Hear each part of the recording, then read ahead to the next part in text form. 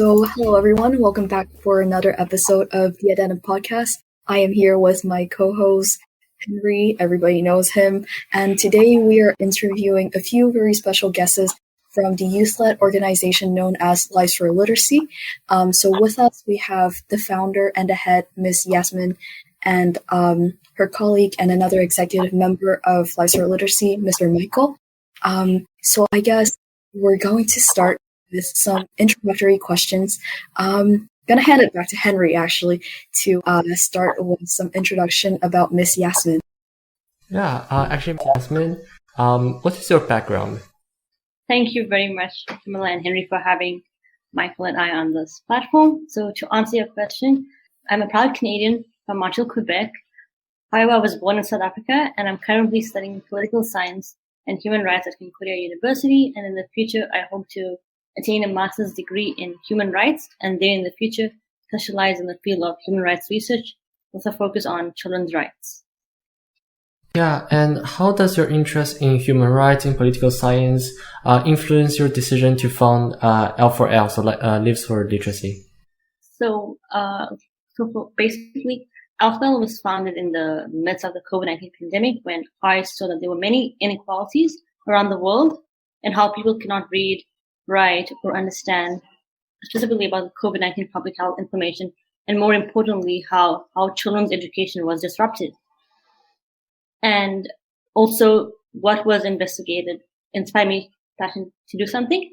So that began when I was appointed as a World Literacy Foundation ambassador representing Canada, and I felt it was my duty to do something. And so how did your earlier life experience influence your decision in founding the L4L? So from a young age, I've always wanted to help and serve others. My family have always instilled me the passion to volunteer and serve other communities with different projects and activities. For example, in high school, I was a captain of Team Caragiannis, Captain Caragiannis was a member of the 3rd Battalion, Princess Patricia's Canadian Light Infantry. Then from that start, it was part of a leadership club at school that instilled with me leadership qualities, which helped me with taking other roles on from high school right till now. Okay, and the final question regarding the founding of L4L. So we know that starting any organization, whether it's a company or especially not-for-profit, it's very difficult to find the funding or the monetary resources for it. So how did you find the funding to start the organization? Well, so initially we didn't have any funding. Rather, we had our passion. Every member, we had our passion. And that's how we started it off. But as time progressed, we have opened up and are open to receiving donations, as well as any ways that individuals that are hearing this podcast can help us. We're more than happy. Yeah, and one final question for you. So you were actually very young when you started the not-for-profit. So when you started it, were there any fear? For instance, like when we try to start something new, there's always this insecurity in us. So did you feel any of that, and how did you overcome it? So as you said, I was definitely young. So I had a fear that I wouldn't be able to do it. But thankfully to my support circle, such as my friends, my family, they gave me the encouragement to go on and do it, and they've always been there by my side. And leading a nonprofit, as I've said, it's not easy. It's still a learning skill, and I'm always happy to learn more. And I'm proud of Lives for Literacy, where it is and how much it's achieved. Yeah, perfect. Thank you for those answers. And I'm going to hand it to Camilla to ask a question for Mr. Michael. Thank you, Henry. All right. I guess, first of all, we're going to start with the exact same start as with Miss Yasmin. So, Mr. Michael, we would love to know a bit more about your background. So if you don't mind, please let us in on that. Yes, for sure. So my name is Michael. I'm a proud Canadian Quebecer here from Montreal, like Yasmin. I graduated from Concordia University with a major in political science and a minor in law and society. In the meantime, of course, as mentioned, I am executive advisor here at Lives for Literacy. And honestly, that's mainly most for my background story. I do a lot of things at Life Literacy as involving policy documents and drafting. And that's pretty much it from my end. I'm 25 years old, so I'm not as young per se, but besides that, it's pretty much mainly my background story to a certain extent, obtaining my education, working within the organization. On that note, actually, how did you and Miss Yasmin meet, and how did you become an executive member of Lives for Literacy? I joined, I believe, around the January time, and I met Yasmin through her sister because her sister and I went to Concordia during the time and attained a political science course together. So we talked and got to know each other. Then around the time of January, she introduced me to her sister Yasmin, and that's when I started to get more familiar with Lives for Literacy, and that's when I joined on board. I started off as a volunteer, and I was interviewed by quite a few people, and I was obviously helping where needed. And then time grew where I kept giving many opinions and kept foreseeing many things the organization needed to be fixed. And that's where I got brought on board to become an executive advisor. And since then, we've worked on so many projects and we have more coming. So it was definitely a very interesting story on how I met Yasmin, but how we met and how we're moving forward from now has truly been really inspirational and definitely a lot of work, but it's been a great experience and we definitely have more coming in the future. Definitely very inspirational indeed. And now I actually have a question for both of our guests here, which is Lives for Literacy your full-time job, or do you have something else that you do per se during the day and is a Lives for Literacy executive member by night? I don't mind going first. So I would say that yes, Lives for Literacy, being the president and founder, it is my full-time job. I enjoy it, as it gives me a lot of hope, a lot of love that I enjoy doing this. And I'm looking forward to seeing where I lead it along with my executive team. And yeah. And Mr. Michael? Yes. I don't necessarily consider this a full-time job. This might sound corny. I consider this an opportunity to expand and to definitely help and further enhance human rights towards the world. I do have a full-time job on the side, but I definitely, as an executive advisor, can definitely say I do quite a bit for the organization. So we have a lot of activities that are constantly going on. So definitely there could be times where it might be a bit quiet, but then there could be times where we have just so much going. So ideally, I am generally always here and available when needed and when we're all needed actually to implement any tasks and further procedures moving forward. Those are awesome answers. Thank you so much for both of you.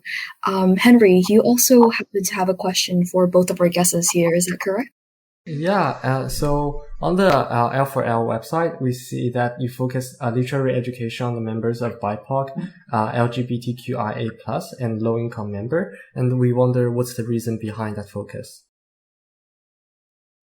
So I would say that the reason as to why we focus on the BIPOC, LGBTQIA, and low-income members is because they do not have the same privileges as others do.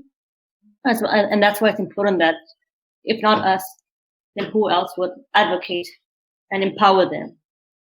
Michael, do you have anything to add? Yes, definitely. With regards to this, that at least being from my perspective, being graduated from Concordia University, I would also notice that, of course, moving forward with Yasmin's point, that they are definitely less privileged, and of course, the aid them is important. However, I notice, at least from an educational aspect, that these types of minority groups are not highly mentioned within the educational system. So definitely like us bringing this forward, not only just from the organization perspective, but for a whole human rights world perspective is definitely really important to focus on minorities like this because they definitely don't have the same human rights as majorities would have. And we would like to bring that forward. Great. And then so since we touched a bit upon L4L's mission, so you talk about your focus on those two communities, and what is your mission in general? Well, Lives Literacy's mission is to begin with. Lives Literacy is an international youth-led nonprofit organization based in Montreal, Quebec. So we strive to eradicate illiteracy and raise awareness about the beauty of education, human rights, and mental health, among many others. So our mission, going back to your question, is that to eradicate illiteracy and make sure that it is a right to others around the world, and that no child is left without that right. And what is literacy to both of you? Michael, would you like to start?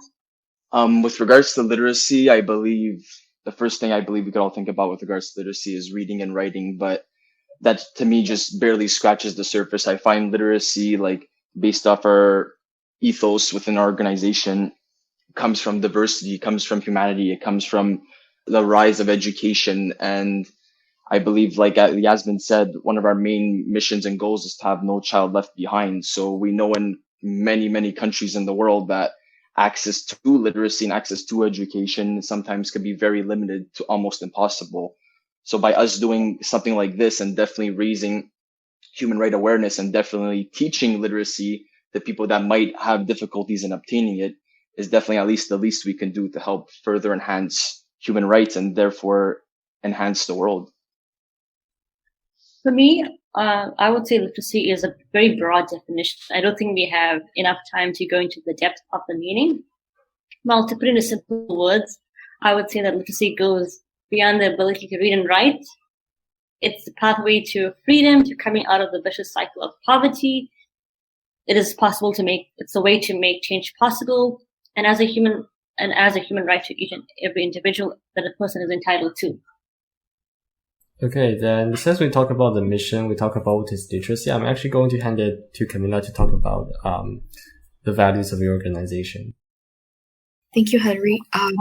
So let's start by, let's start with a question of what are the core values of Lives for Literacy, in your own words? The core values of Lives for Literacy are humanitarian values, respect, dignity, inclusiveness, accountability, effectiveness, transparency, ability, and safety to all, as well as adaptability. And Mr. Michael, do you have anything to add? I believe she touched on all of the themes and elements, to be honest. All right. Thank you. So we also did a bit of research on this from your website and social media accounts. And we noticed that you choose the ethos of Lives for Literacy to be literacy, humanity, and diversity. And we would like to know a bit more of, per se, why you chose for these three elements to be the core ethos of the organization. With regards to the three ethos, I believe they all essentially tie hand in hand, and I find that you can't have one without the other. So that's what we noticed from the organization, that when I think of humanity, I do think of literacy and I think of diversity, and I could say that for each one, going with each core of the three ethos that we have. I believe that we need literacy, which then transcends into diversity, which could transcend into humanity, but these all tie hand in hand together, which definitely constitutes and help fixing human rights. So I find they all are core values that we have in our organization, and they're definitely really important, and they all tie hand in hand based off the work we've done and based off the work we continue to do. To add on to what Michael has said, is that the reason as to why we chose literacy, humanity, and diversity is starting with literacy, because that's our field of work. It is strongly strive for that as me being a political science and human rights student. Humanity, because we want to serve everyone around the world, despite their orientation, gender, socioeconomic status. And humanity, because diversity, because it is our strength. And from what I feel is that when you know how to read and write, you can serve humanity and create life's greatest diversity. Thank you for those very inspirational and in-depth answers, I would say.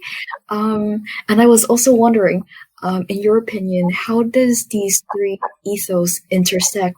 Because as you have said, they are dependent on one another, but if we could also elaborate on the intersection of these three elements, I think that would be very interesting.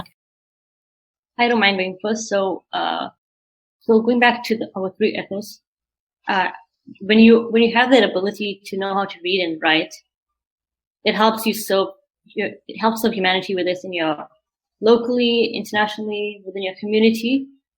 And once you have that, you are able to appreciate life's greatest diversity.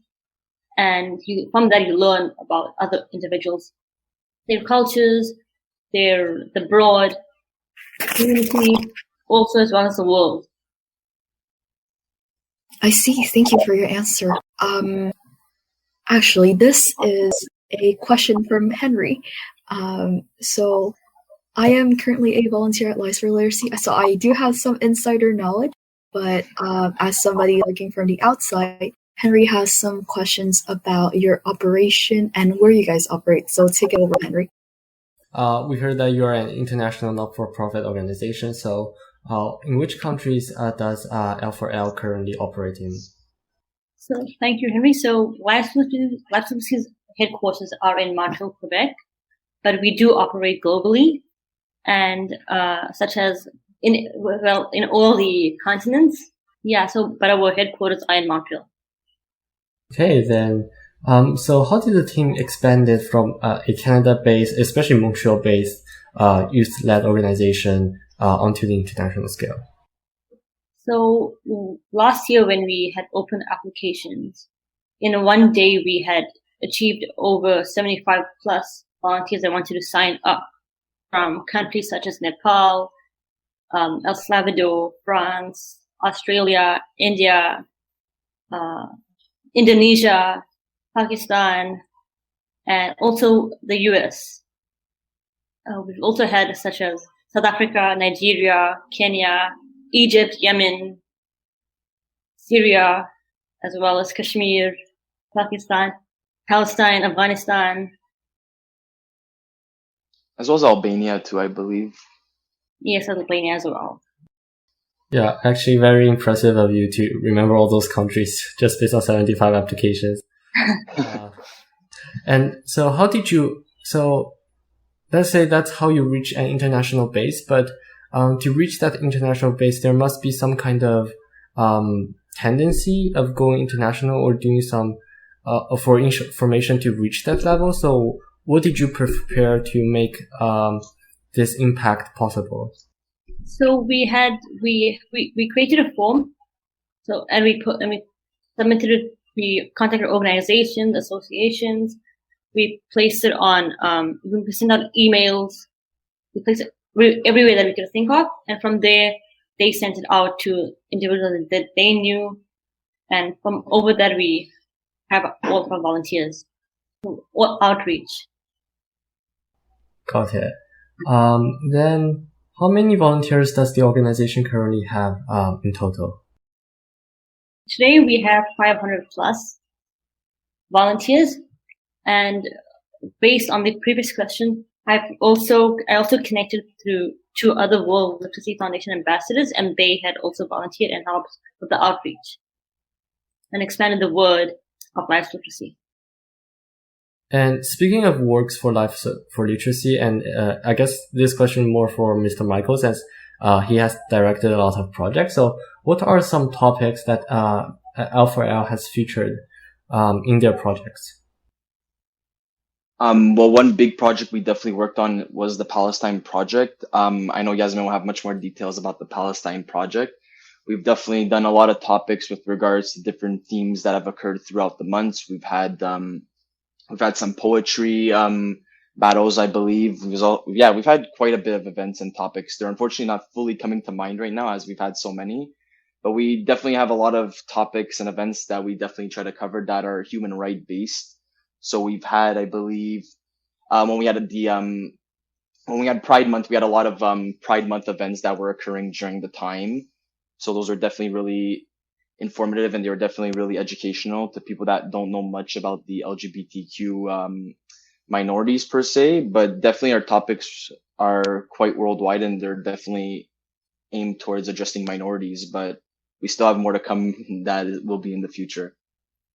And Ms. Yasmin, do you have anything to add on that? Yes. To add on, besides what Michael had mentioned, that we currently have an interview series project where we will be interviewing individuals from 3 cohorts, such as migrants, refugees, immigrants, then LGBTQIA, and social activists. that is a current project that is going on. We also have a health literacy project. And then going back to Michael mentioning the Palestine project, is that was initially a project started with the Human Rights Working Group here at Life's Literacy.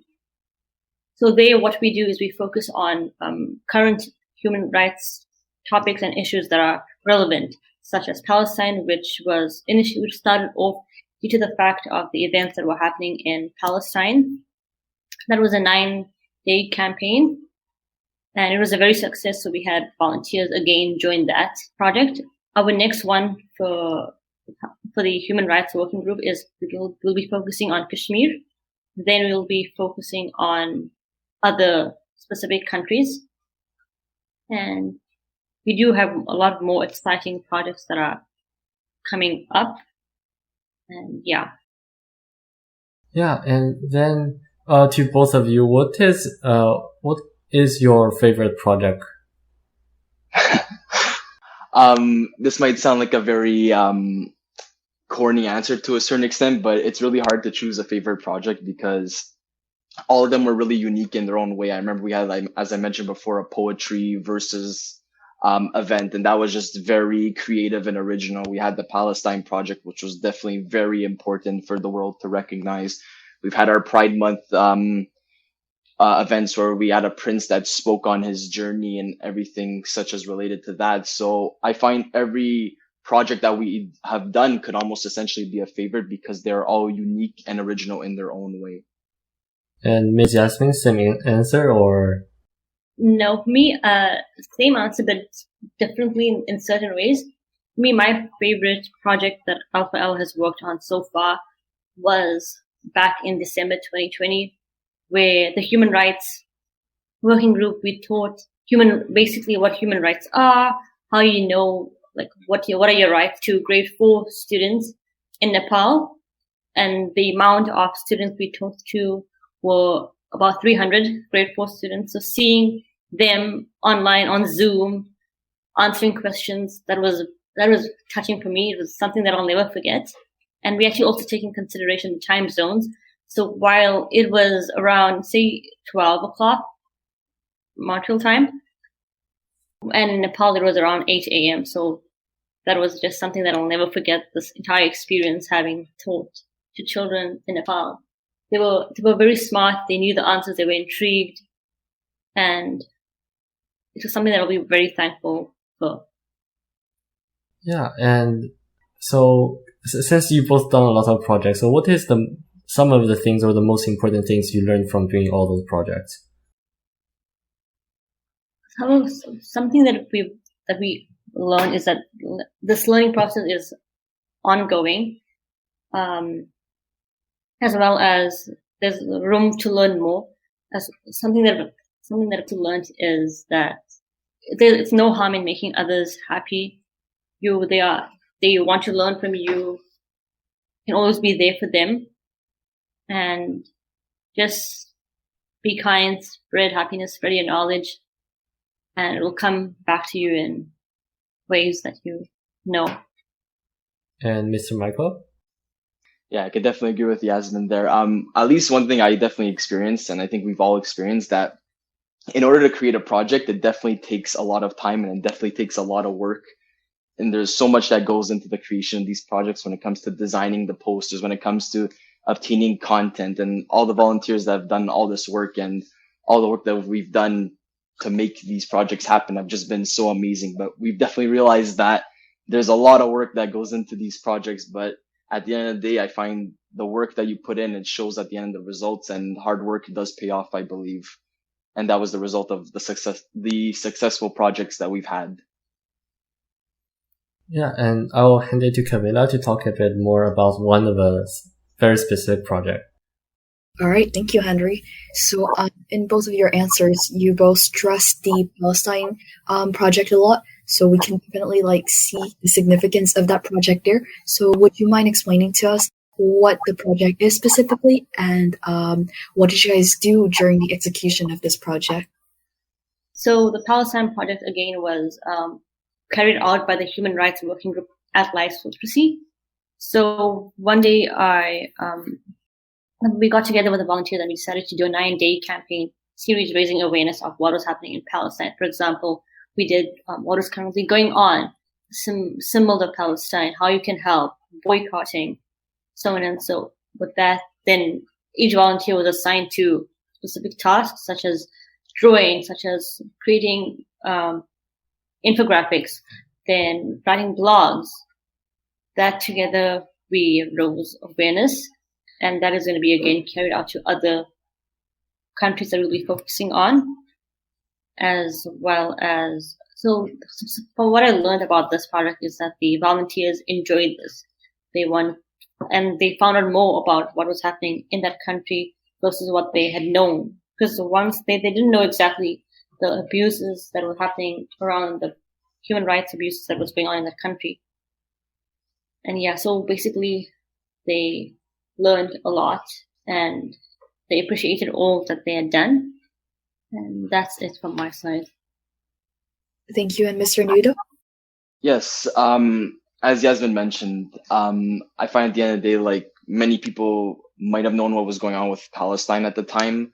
Being with me, like seeing it around in the digital news market on what was going on with Palestine, I had a general idea of what was occurring, but definitely to all of us to dive deeper into it and to further see what was going on with regards to issues with human rights within the country, we definitely all learned much more what was going on. We even had a TikTok on Educate and Advocate series where we mentioned Palestine within our TikTok channel, that what was specifically going on. I find at the end it was very important because we all got to learn more about Palestine, and we all got to ironically educate many people that might not have known much about Palestine and show our stance on Palestine and what it meant to us and how to help better the human rights within the country by at least spreading awareness about it. Thank you for both of your very insightful answers. I guess Miss Yasmin sort of touched on this, but why specifically did you launch the project? If you could elaborate on that a little bit. So the Palestine project was launched in June of this year, and it was carried out by, again, L4L volunteers that specifically wanted to help out with the Palestine project. And it has been going on so much that they wanted to continue it, but raise awareness for other countries. So our next focus will be on Kashmir. So viewers that are listening to this and listeners that are hearing this, so stay tuned to the Kashmir project. That's awesome. And I think the Palestine project is definitely an indicator showing how successful Lives for Literacy as an organization has been. So that ties into our next question, actually, which is, as of right now, our organization, Lives for Literacy, right here, is very, very impactful and successful. But was it always easy? Or what were some challenges that the team has faced while trying to grow the organization? Well, some of the challenges that we've faced is the lack of funding, but to those that would want to donate to us, we're more than happy to, and we're thankful for. And the challenges were that none of us knew how to run a nonprofit, but as leading this project, we came to know and we learned from one another on how to run it. And that's it that I can think of right now. Mm-hmm. If you don't mind, I would just like to ask you to elaborate a little bit on the challenges with funding. So, I know a lot of our listeners are students interested in entrepreneurship and starting your own organization, campaign, or whatever it is that you want to start. But funding always seems to be an issue for a lot of young people who has all these dreams that they want to achieve with their ideas. So how did you guys resolve this issue with fundings? So we've constantly been applying for grants and any opportunities that we can see to help us go on has been our target, as well as initiatives that we currently are doing, which I'll speak later about. So grants, again, has been our main focus, and we receive donations. And that's how we are going by. Michael, do you have anything to add? I believe Yasmin touched about pretty much all the aspects from funding from what I've seen from my perspective. So At the moment, I can't really think of much. Our goal is just, of course, raise our fundings to come in the future. So being by donations and being by grants, that's what we will continue to definitely enhance forward in the future for sure. I see. Thank you so much for your answers. I know Miss Yasmin expressed the concerns she has about the challenges that the organization has faced. But from your perspective, Mr. Michael, do you have any other challenges that you may have experienced while you were a part of the organization? It wasn't, maybe when first arriving, it wasn't really necessarily challenges, but we've definitely noticed sometimes in the past issues with previous volunteers that were essentially advocating for their own self-gain, sometimes being from chats. So we notice sometimes that we have a very specific code of conduct when it comes to lifestyle literacy. So of course, our chats are very open for all our volunteers to express as they please with regards to our organization. However, sometimes we've had problems with volunteers that will be promoting something completely unrelated to lifestyle literacy. So sometimes we had to take executive measures with certain volunteers. And sometimes just the aspect of communication with certain people were sometimes an issue here and there. But compared to when we've started and compared to how we've grown from now, it's definitely been much more enhanced, and it's definitely been much more corrected, and it's been much more professional moving from here on out. I'm glad to hear that. And circling back to a point we touched upon a little bit earlier, the fact that lifestyle literacy is operating globally with volunteers from so many different countries and regions. Did you face difficulties operating in these different countries as law differs from place to place? Were you guys flagged with anything or had to perhaps alter your code of conduct to better respect some regulations from different regions? The only the only challenge that we had was the difficulties, rather, was the time difference. For example, sometimes we are in the morning versus back in a volunteer's country, it's in the evening. And another challenge is that plagiarism is not as strict as it is here in Canada versus in other countries. So having to explain to volunteers what plagiarism is, how to cite your sources was an experience. So we've had incidents where volunteers have written blogs that have been plagiarized. So we explain to them how it is and why it is not right. And then from there they learned something new that, for example, say at school it's not learned about. I see. That's actually very, very interesting. I don't think many people has touched on that aspect. Working with an international staff of employees. Gonna hand it back to Henry now because I've been talking for a bit too much. So Henry, take it away with your next question. Yeah. So L4L has had a very successful project, and also you touched just a bit upon this just before. You had a very high-profile guest such as Crown Prince Rajpipla. Sorry, I can't pronounce his name. So how did a youth-led organization manage to get in contact with such individuals, and what is your tip for contacting and networking with others? So to go on, to reply to you, that the reason why we were able to host the Crown Prince of Rajpipla was because thanks to our director of LGBTQIA affairs, she and other collaborations another organization's collaboration that we did with was the AMSA India. Together with them, they had contacted the Crown Prince of Rajpipla, his organization, and invited them to speak on our platform. And any tips that I can give the viewers and youngsters about networking is that, for example, if you're on campus or wherever you are volunteering, get in touch and put yourself out there, speak to individuals, and get involved wherever you can. And Mr. Michael? Yeah, definitely that event was quite educational and quite inspirational. With regards to tips, from my own personal perspective, it's a bit more difficult because I am essentially a rare person that does not have social media. But as Yasmin mentioned, of course, getting involved in your organizations on campus and spreading the word and getting involved in as many activities as you can, and then getting word of mouth other people within the organization, and going forward from there is probably my best tips of networking to further enhance. Exactly. And to add on to what Michael said, getting involved is the best thing that you can do for yourself, because once someone knows you, they can refer you to another, and that person refer you to another, and that will just help you grow your networks. Got it. Thank you for that tips. And coming back to L4L, it was founded in 2020, right when pandemic was at its height. So how did the COVID-19 affect the funding of the organization? And has it given the team any challenges, or did it help the growth of L4L in unexpected ways? I would say that L4L gave lives literacy a lot.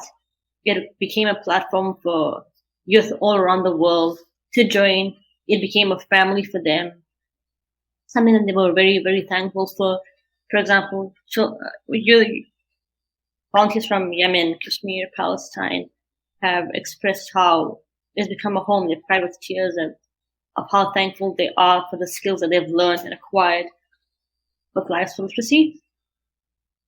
And it's just been a place where they feel welcomed, loved, and I've had volunteers again tell me that our organization, Life Literacy, is very different from others that they've joined, because other organizations, they just want them to do the work and get it over and done with. While Life Literacy, the members, the volunteers, the execs, they're more welcoming. They treat you as a friend and are there for you. They help you.